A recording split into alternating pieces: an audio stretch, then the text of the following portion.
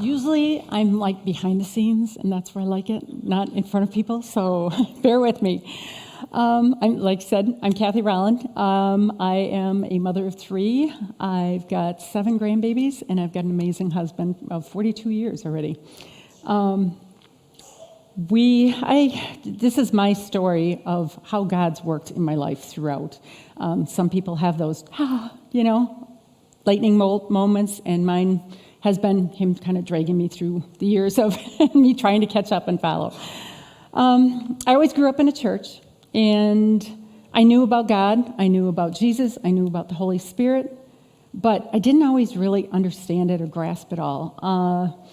I had a lot of missed facts. In fact, when I was a kid, one of the rules was we couldn't eat for an hour before we went to church because it would be a sin to have your Fruit Loops mixed with Jesus during communion. Now, if you ate before, that's a myth, so don't worry about it.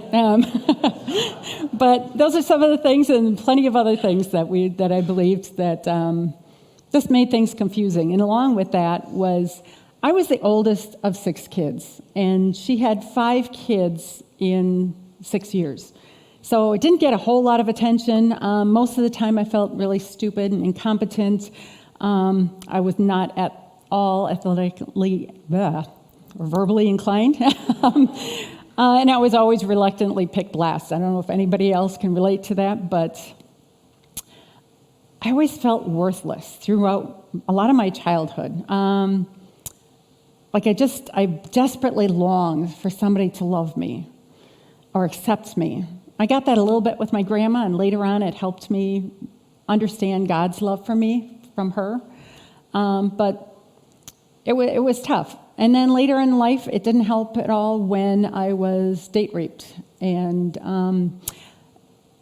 the next day, I remember sitting there just going, I couldn't talk to anybody about it, and just felt really alone.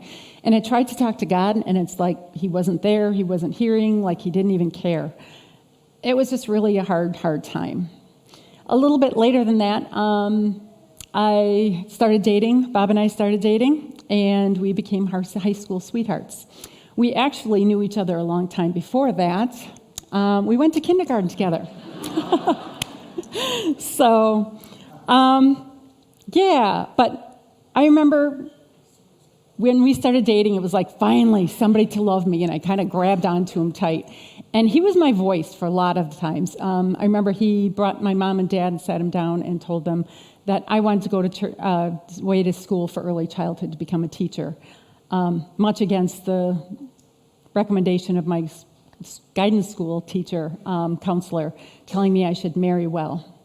I guess I did both, but when I graduated, we got married at 20 years old, and I clung onto him so hard like a life preserver. I think it almost brought us both down in our marriage.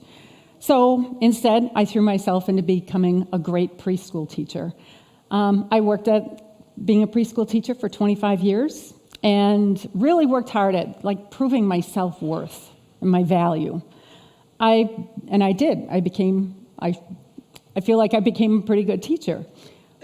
At the same time, I was raising my kids. I never did win a Mother of the Year award, but I worked so hard at taking care of everybody else's kids and taking care of my own kids and taking care of everybody else and just trying to prove something that it didn't take long and my health started failing, and I got really sick and was bedridden for about a year on and off.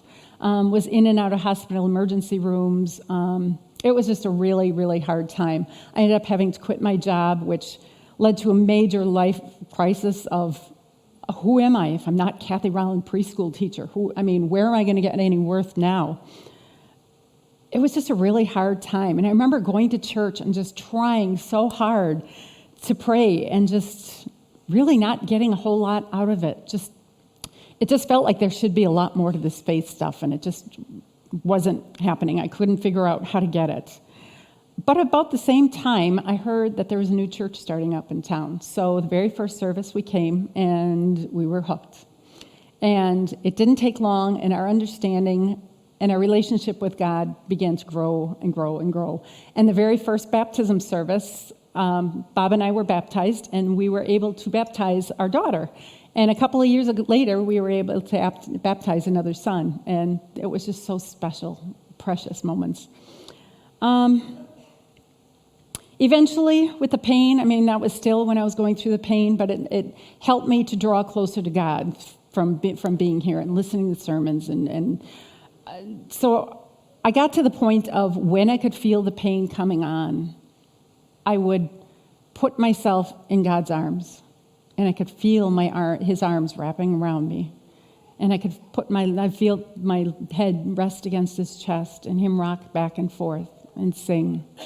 And if I could just put myself in that position, I knew things were going to be okay, that I wasn't alone going through this. The pain was still got awful. The tears rolling down my face was just, it was still really bad, but I knew I wasn't alone, and that it just became a really sweet, intimate place for me. As I got healthier, I started looking for a job again. And about the same time, Mike was looking to hire. And he hired me and did not have a clue how little I knew. And neither did I. He was so incredibly patient with me.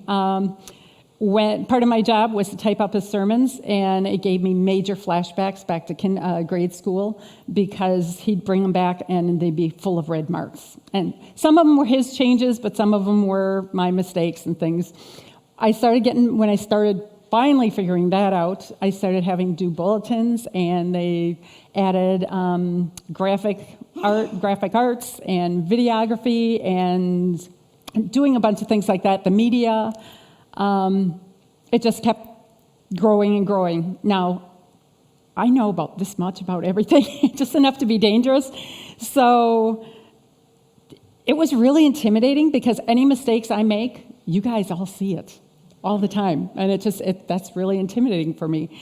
But I learned one thing, that this church family is so filled with grace. I've seen it for myself. I've seen it with other people. It's been great. Another thing I learned is that if there's anything consistent with RCC, it's ever-changing and evolving. Things are always changing. But Sam, close, told me, and Mike have told me often that God put me in this position, so this is where I'm supposed to be. So I'm also learning to surrender a lot of difficult circumstances over to God. Health problems, family strife. There's been a lot of that lately this past year. If anybody's human, you guys probably have it too. What my future holds, and still the few spiritual attacks of that not enoughness comes up. A couple weeks ago, I went to the doctor, and they found a spot of cancer on the side of my nose. And they said, "Oh, but if you're going to have cancer, this is the kind you want." Yay! So I was encouraged. So they took the spot off. It was just the size of a rice, and they took it off, and they put a Band-Aid on, and I went paddleboarding that afternoon. Not a big deal. So they scheduled the procedure, and I wasn't worried about it at all. And Bob said, "Oh, I'm going to come with." And I said, "You don't have to, I'll be fine." He said, No, I'm going to come with. So he brought me to Madison, and I went in, and they took the spot off, and they numbed it first and took the spot off. And we waited, and test results came back, and they said, "No, you still have more." And they went in, and just what nightmares are made out of, to be wide awake for facial surgery. And my deer hunter husband, who can gut a deer without batting an eyelash, had to turn his head, because it was bad. I left there with half my face bandaged and swollen. I had stitches, if you look really close, stitches from my eye all the way down past my nose. I was totally surprised. I had no clue it was going to happen, or if it was going to be that bad. I was in bed for 4 days, 4.5 days, just unable to get out. It was just really bad. I have fibromyalgia. I don't know if anybody else has fibromyalgia or knows about it, but it's like when you have the flu really bad and you hurt everywhere, and it's just, you're real foggy. You can't think through anything, exhaustion physically and emotionally, and it feels like something's on your chest really heavy. It was just a really hard time. Now, I know there's people out there, I know you guys got stuff that a whole lot worse, and But I know that God gives us each our unique trials to go through. And through it all, hopefully, we're blessed because we have God's presence to be able to walk us through some of that. It gives us just what we need. And for me, he gave me just what I need. He gave me Bob. Bob has a superpower. He loves me really, really well. Sorry. He was there for me the whole while, just really taking care of me. But I felt like a blob. I remember Tuesday morning I woke up, thought, okay, I can do my yoga, I can do something, and it just, whoa, I just didn't have any energy. I felt like a potter was forming me into something beautiful, and then only to start wrapping his hands around and starting blob, and it just became a blob. It was just so hard. But this time, I knew it was easier to fall back into God's arms. I knew he was there for me. This time, I knew it was God's plan, that it was anything that surprised him, and I'd be okay. He was trying to teach me. Well, okay, I always say he's trying to teach me, but God doesn't have to try at anything. God teaches. I'm trying to learn. When I look back, and all the times in my life I felt so alone, and like he wasn't hearing, I can see his hand and guidance, protecting and supporting me and loving me. And I'm so grateful for all the work he's done in my life, especially in those hard times. He sees the big picture. He is the God of wisdom and power and love. And for me, those three words pretty much sum it up. This time, even though I felt ugly and disfigured, I was actually considering wearing a paper bag over my head today if it wouldn't have been better, cut the holes out. But God saw me, sees me, and loves me. There wasn't anything I could do, but instead of feeling unworthy this time, I felt like I was enough. I had to make a choice. I could listen to the enemy's lies, or I can rest in my Father's arms and believe, like it says in Deuteronomy, of all the people on earth, I choose you to be my own special treasure. A couple of weeks ago, the band did I Can Only Imagine. I gotta let you know a little secret. That song's always kind of bugged me a little bit. Every time I saw it on the schedule, it's like... Part of it was because a 15-year-old friend of mine passed years ago, and they sang that song at her life celebration party. And it brings a lot of hard and sweet memories of the walk we went through before. The other reason is because of all the options they give in the song, I would have chose option D, none of the above.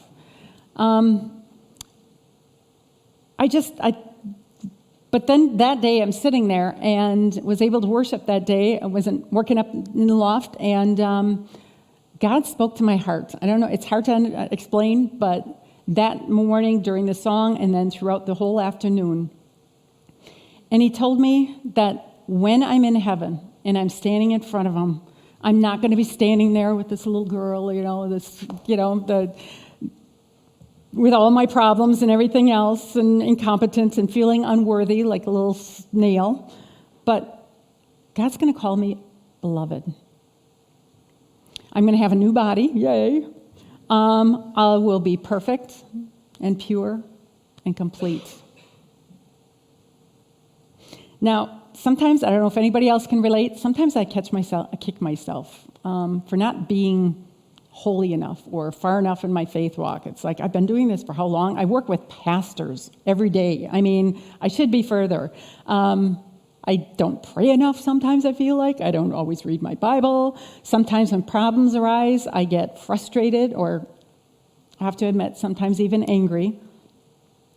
But I have to remember that those are lies, that I have to have it all together, that this is a process and God's going to work through me throughout my lifetime, and that I'm only going to be perfect and complete and whole when he comes on the day he comes back to get me. Until then, I need to let God's Spirit do his work in me. So finally, when I stand there in front of Jesus' presence, I'm going to choose my own option because of something that we've shared. When I'm standing there in front of Jesus' presence, I'm going to run to him, put my head on his chest, feel his arms wrap around me and feel him rock me. That's my option. But then he showed me the most amazing part of it all is I don't have to wait till heaven. Because of his love and because of his sacrifice for me, that's how God sees me and us right now. Right now, we can walk around knowing we are pure and perfect and holy the way God sees us. That's pretty cool.